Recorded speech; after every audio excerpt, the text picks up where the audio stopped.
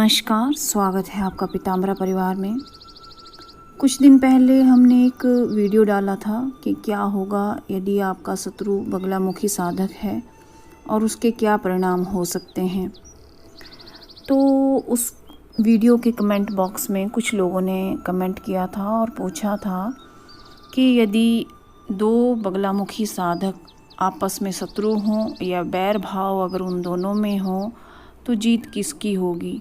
क्या कोई धर्म युद्ध होगा या कौन साधक जो है वो जीत हासिल करेगा, या जब दो बगलामुखी साधक शत्रु हैं तो उसका क्या परिणाम हो सकता है। इसके बारे में आप वीडियो बनाएं या बताएं। ऐसा हमें व्हाट्सएप भी आए थे, इसलिए हमने इस पर वीडियो बनाने का विचार किया है। आज हम इस वीडियो के माध्यम से आप सभी को यही बताएंगे कि यदि कोई दो लोग आपस में शत्रु भाव रखते हैं और दोनों ही बगलामुखी साधक हैं तो इसका क्या परिणाम होगा, या किसकी हार या किसकी जीत होगी, या माँ किसकी रक्षा करेगी। अगर आपको यह वीडियो अच्छा लगे तो लाइक और शेयर कीजिए। यदि दो लोग बगलामुखी साधक हैं और दोनों में शत्रु भाव है तो परिस्थितियां गंभीर हो सकती हैं। लेकिन इससे पहले मैं आपको बता दूं कि यदि दोनों ही बगलामुखी साधक हैं, अगर उनमें शत्रु भाव भी है तो उनमें एक विशेष प्रकार का आकर्षण बना रहता है। ये मंत्र ऊर्जा का प्रभाव रहता है। यदि उन दोनों में कोई शत्रु भाव भी उत्पन्न हो जाए तो वो स्वतः ही नष्ट हो जाता है। मतलब जो शत्रु भाव उन दोनों के बीच है वो स्वतः ही नष्ट होने लगता है, चाहे ये धीरे धीरे ही क्यों ना हो। लेकिन मान लीजिए ऐसा नहीं हो पाता है तो माँ किसकी रक्षा करेगी, माँ किसकी साधना का फल अधिक देगी, किसकी साधना का फल कम देगी, या क्या परिस्थितियाँ रहेंगी, किसकी रक्षा होगी किसकी नहीं होगी, क्या कोई धर्म युद्ध होगा। पहले तो ये जान लेना आवश्यक है कि जो साधक हैं वो कौन सी साधना संपन्न कर रहे हैं। क्या वो तामसिक साधनाएं संपन्न कर रहे हैं माँ बगलामुखी की, या कोई राजसिक साधना संपन्न कर रहा है, या कोई साधक जो है वो सात्विक साधना संपन्न कर रहा है। मान लीजिए उनका मार्ग क्या है। अगर वो तंत्र की शक्तियाँ हासिल करने के लिए तांत्रिक साधनाएं कर रहे हैं, माँ बगलामुखी की जो मंत्र अनुष्ठान हैं उनका वो तामसिक किस्म से साधनाएं संपन्न कर रहे हैं, तो ये देखा गया है कि जो माँ बगलामुखी के तंत्र अनुष्ठान संपन्न करते हैं या तामसिक मार्गी जो साधनाएं करते हैं उन्हें बहुत जल्दी सफलता मिलती है और वो बहुत जल्दी तंत्र क्षेत्र में महातांत्रिक कहलाते हैं और तंत्र की विशेष शक्तियाँ उनको मिल जाती हैं बहुत जल्दी। अगर वो तामसिक किस्म की साधनाएं कर रहे हैं और तंत्र जगत में विख्यात भी हो जाते हैं तो उनकी मंत्र जब ऊर्जा बहुत जल्दी उन्हें मिल जाती है। लेकिन जो सात्विक साधनाएं करते हैं माँ बगलामुखी की, उन्हें जो आध्यात्मिक ऊर्जा है वो धीरे धीरे विशेष रूप से मिलती है, लेकिन वो ऊर्जा कभी नष्ट नहीं होती और ना ही वो स्वतः नष्ट हो सकती है। लेकिन जो तंत्र क्षेत्र में जो तामसिक शक्तियों के द्वारा अनुष्ठान संपन्न करके जो हमें शक्तियाँ मिलती हैं वो धीरे धीरे खर्च होते हुए नष्ट हो जाती हैं। या जो लोग माँ बगलामुखी की राजसिक साधनाएं करते हैं तो उनकी जो भी इच्छाएं हैं वो पूर्ण होती हैं। जो भी वो मानव जीवन में प्राप्त करना चाहते हैं, चाहे वो राजयोग है, राजनीति में सफलता है, किसी अदालती केस में सफलता है, किसी से वाद विवाद है, वो इच्छाएं उनकी बहुत जल्दी पूरी हो जाती हैं। तो उन्हें अपने सांसारिक लाइफ में बहुत सफलता मिलती है, लोग उनका मान सम्मान करते हैं, राजयोग बनता है और साधक जो है राजा की भांति ही जीवन व्यतीत करता है। लेकिन जो माँ बगलामुखी के सात्विक साधनाएं करता है उसे शक्तियाँ तो धीरे धीरे प्राप्त होती हैं, लेकिन जो आध्यात्मिक ऊर्जा जो उसकी बनती है वो उसे मोक्ष की तरफ ले जाती है। अंत में वही साधक बगलामुखी लोक को प्राप्त होता है, माँ बगलामुखी धाम को वो प्राप्त होता है, या यूँ कहें कि उसे मोक्ष मिल जाता है।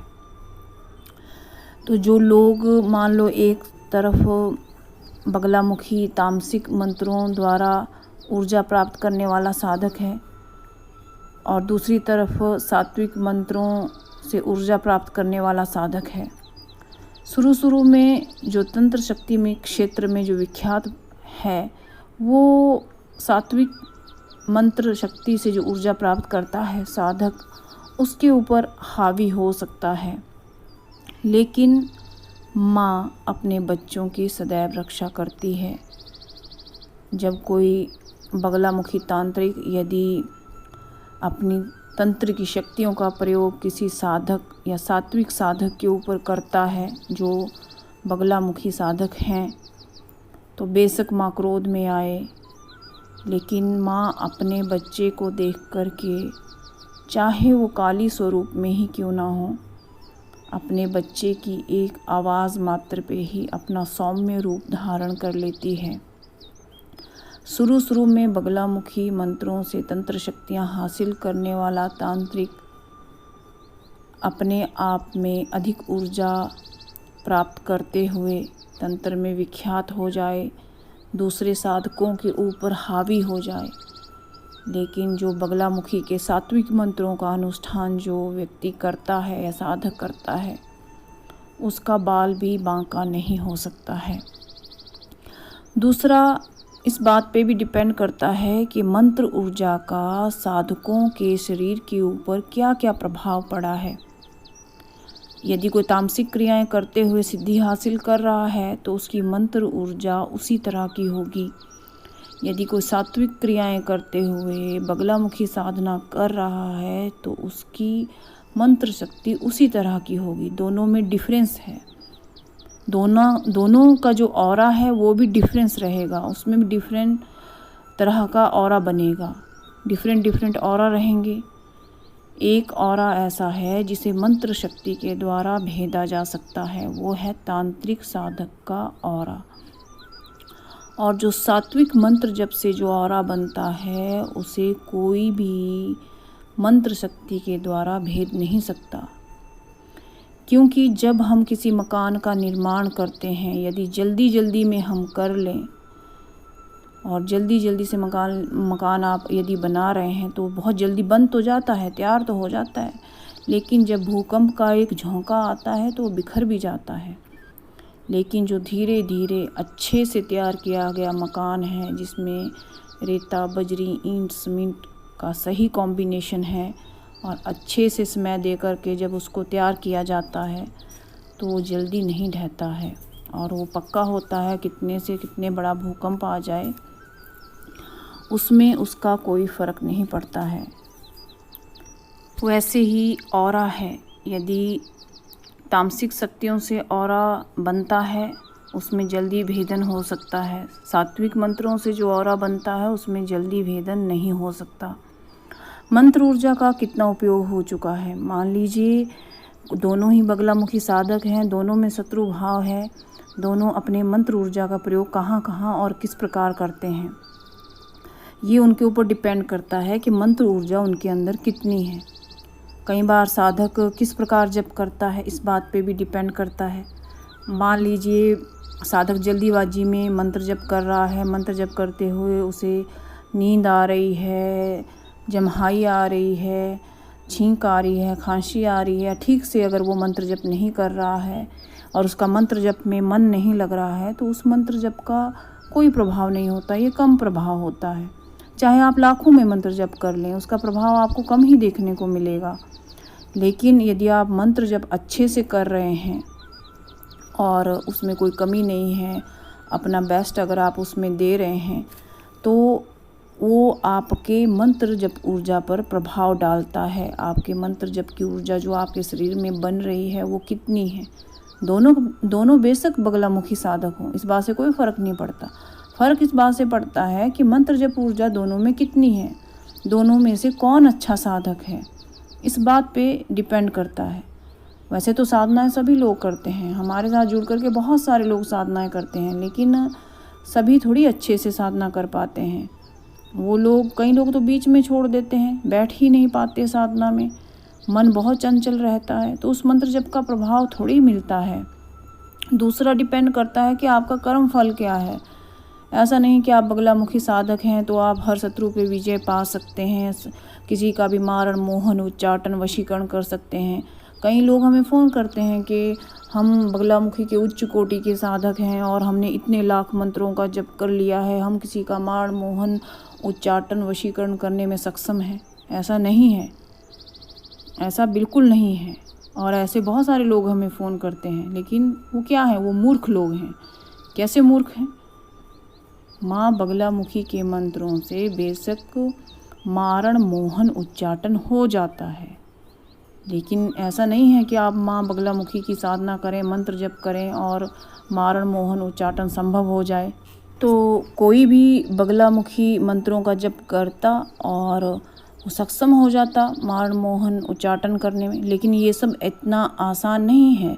कितने लोग हमें फ़ोन करते हैं कि आप किसी का वशीकरण करके दे दीजिए या किसी का उच्चाटन करके दे दीजिए, हम इतना पैसा आपको देंगे, लाखों में देंगे, ये है वो है। लेकिन वो सभी मूर्ख लोग हैं। क्या ये इतना आसान है ये सब कुछ? उनको पूछना चाहिए उन लोगों से जो पीताम्बरा परिवार से जुड़ कर के साधनाएँ करते हैं, रात रात भर जागते हैं और मेहनत करते हैं। और कई बार तो लोगों को सफलता भी नहीं मिलती है, बहुत मेहनत करने के बाद उनको सफलता मिलती है। क्या ये सब इतना आसान है? नहीं।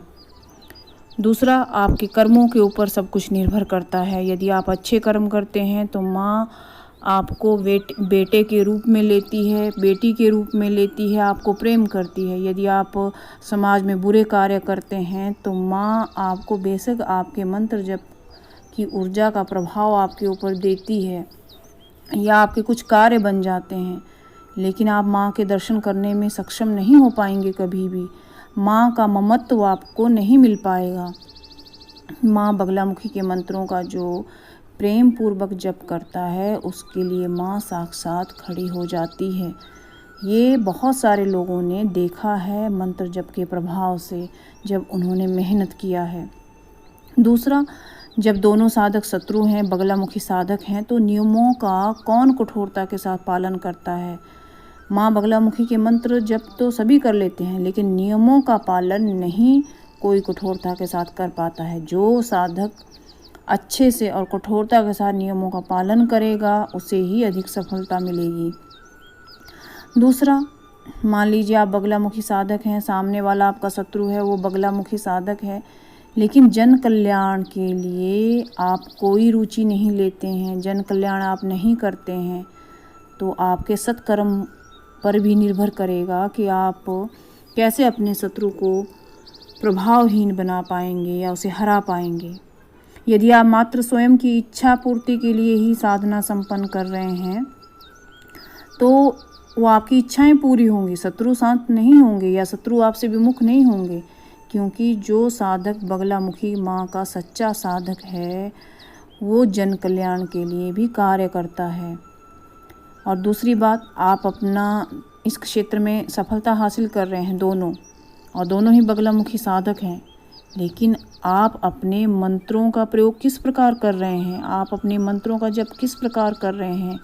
अगर आपने माँ बगलामुखी मंत्रों की सिद्धि हासिल करना चाहा है तो आपका प्रयोजन क्या है सिद्धि हासिल करने का, इन बातों पे भी सब कुछ डिपेंड करता है। दूसरी, किसकी आध्यात्मिक ऊर्जा अधिक है? क्या एक साधक की आध्यात्मिक ऊर्जा अधिक है या दूसरे साधक की आध्यात्मिक ऊर्जा अधिक है? ये इस बात पे भी निर्भर करता है कि दोनों अगर आमने सामने बगलामुखी साधक हैं तो उनकी आध्यात्मिक ऊर्जा कितनी है, कौन अधिक सक्षम साधक है, इस बात पे भी डिपेंड करता है। बेशक चाहे दोनों बगलामुखी साधक हों, बोलने को तो दुनिया बगलामुखी साधक है, लेकिन सक्षम साधक कौन है? धर्मयुद्ध तो तब होगा जब आमने सामने सक्षम साधक होंगे। और दूसरी बात, आज देवी के मंत्रों का अनुष्ठान कर रहे हैं तो माँ का दर्शन पाने के लिए, माँ की ममता पाने के लिए या अपने कार्यों की पूर्ति के लिए या तंत्र की शक्तियाँ हासिल करने के लिए माँ अपने बच्चों के ऊपर हमेशा कृपा करती है। डिपेंड करता है कि आप किस प्रकार से बगलामुखी मंत्रों का जप कर रहे हैं, आपकी ऊर्जा कितनी है, कितना आप धार्मिक कार्य कर रहे हैं, आपकी आध्यात्मिक ऊर्जा, आपका कर्म फल, आपका ऑरा कैसा है, आप तंत्र अनुष्ठान कर रहे हैं, तामसिक अनुष्ठान कर रहे हैं, सात्विक अनुष्ठान कर रहे हैं या रासिक अनुष्ठान कर रहे हैं, इन सब बातों पे निर्भर करेगा। ऐसा नहीं कि दोनों आमने सामने बगलामुखी साधक हैं, धर्म युद्ध होगा और एक जीत जाएगा एक हार जाएगा। इतना आसान नहीं है। आसान सिर्फ क्या है, माँ को प्रेम करना, माँ को माँ रूप में पाना। जो तंत्र साधक हैं उसे वो देवी मान करके या एक उच्च शक्ति मान करके तंत्र की शक्तियाँ उनसे हासिल करते हैं। माँ उनको दे देती है, उनको शक्तियाँ दे देती है, उनको मिल जाती हैं, वो उनका प्रयोग दुरुपयोग सदुपयोग जो भी करें। लेकिन जब कोई गृहस्थ साधक माँ बगलामुखी मंत्रों का सात्विक अनुष्ठान करता है तो उनके प्रयोजन तो सिद्ध होते ही हैं, लेकिन माँ सदैव उस साधक की रक्षा करती है। क्योंकि देखिए, बच्चा कैसा भी हो, यदि वो माँ को माँ रूप में चाहे या माँ को माँ रूप में पाना चाहे तो बच्चा कैसा है, चाहे जो भी कर्म करे, माँ उससे प्रेम करती है और उसे अपनी ममता प्रदान करती ही है। तो मुझे लगता है कि आप समझ गए होंगे, यदि दो बगलामुखी साधक आमने सामने हैं और दोनों में शत्रु भाव है तो उसका क्या परिणाम हो सकता है। अगर आपको यह वीडियो अच्छी लगे तो लाइक और शेयर कीजिए। नमस्कार।